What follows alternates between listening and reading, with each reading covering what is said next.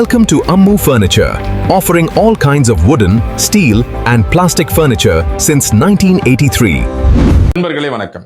நம்மளுடைய 3 minute corruption சீரிஸ்ல நம்ம அடுத்ததாக பார்க்க போகுது 2018ஆம் ஆண்டு நாம் வெளியிட்ட சென்னை கோவை மாநகராட்சி ஊழல். அப்பொழுது உள்ளாட்சித்துறை அமைச்சராக இருந்த திரு SP வேலுமணி அவர்கள், அவருடைய நெருக்கமானவர்கள், அவருக்கு ரைட் ஹேண்ட் மேனாக இருந்த சந்திரசேகர் போன்றவர்கள், அவருடைய கம்பெனி KCP இன்ஜினியர்ஸ், இது மாதிரி பல நிறுவனங்கள் மூலமாக எப்படி இந்த நிறுவனங்கள்லாம் ஒரே IP அட்ரஸ்லேருந்து போட்டு டெண்டர்கள் எடுத்தாங்க, எப்படி இதன் மூலமாக சாலை போடக்கூடிய டெண்டர்களில் முறைகேடு நடந்தது, குப்பை டெண்டர்களில் முறைகேடு நடந்தது, ஹெல்த் கேர், நம்மளுடைய அர்பன் பிரைமரி ஹெல்த் கேர் சென்டரில் டாக்டர் நர்ஸ் அப்பாயிண்ட் பண்ணுறதில் எப்படி நடந்தது, இது போன்ற பல முறைகேடுகளை நம்ம ஆதாரபூர்வமாக வெளிக்கொண்டு வந்து லஞ்ச ஒழிப்பு துறையில் மட்டும் கொடுத்தது மட்டும் இல்லாமல் நம்ம நீதிமன்றத்திற்கு போய் அதற்கு போராடி கிட்டத்தட்ட 3 ஆண்டுகள் பிறகு 2021 FIR பதிவு செய்யப்பட்டது.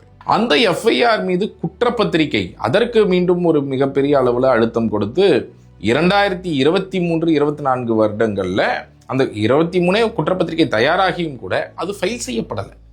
ஏன் ஃபைல் செய்யப்படலை அப்படின்னா, முன்னாள் அமைச்சர் SP வேலுமணி மீதான சார்ஜ் ஷீட்டுக்கான அனுமதி, ப்ராசிக்யூஷன் சாங்ஷன் கொடுக்கப்பட்டிருந்தாலும் அதில் இன்வால்வ் ஆன 2 IAS அதிகாரிகள், விஜய் கார்த்திகேயன் மற்றும் கந்தசாமி IAS, இவர்களுடைய ப்ராசிக்யூஷன் சாங்ஷனுக்கு அந்த ஃபைலை நம்மளுடைய மாநில அரசாங்கத்துடைய பப்ளிக் செக்ரட்டரி அனுப்பாமலேயே, நீங்கள் மத்திய அரசாங்கத்திற்கு அனுப்பாமலேயே 20 மாதமாக வச்சிருக்கிறாங்க. அப்போது கடந்த ஆட்சி ஊழலாக இருக்கலாம், இவங்க இதை காப்பாற்றுவதற்காக இவர்கள் எப்படி வேலை செய்திருக்கிறார்கள். அதற்கு பிறகு 20 மாத காலத்திற்கு பிறகு நம்ம கண்டெம்ட்டுக்கு மேலே கண்டெம்ட் போட்டதற்கு பிறகு இந்த ஃபைல் மத்திய அரசாங்கத்திற்கு போயிருக்கிறது. இப்பொழுது அவங்க இதுவரை அனுமதி கொடுக்காம கடந்த ஒரு 4-5 மாதங்களாக வைத்திருக்கிறார்கள். இது போன்று ஊழல் அப்படின்னா எப்படி எல்லாரும் சேர்ந்து காப்பாற்றுறாங்க அப்படிங்கிறதுக்கு இது ஒரு சிறந்த உதாரணம்னே சொல்லலாம். 98 கோடி ரூபாய்க்கான குற்றப்பத்திரிகை தயார்.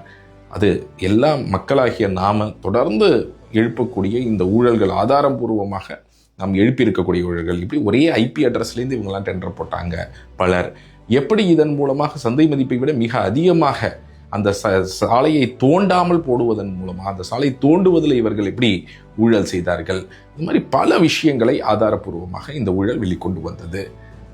தொடர்ந்து போராடி கொண்டே இருக்க வேண்டியது நம்மளுடைய கடமை. தொடர்ந்து போராடுவோம். இது போன்ற நேரங்களில் இது போன்ற ஊழல்கள் செய்தவர்களிடம் கேள்விகளையும் எழுப்புவோம். நன்றி, வணக்கம்.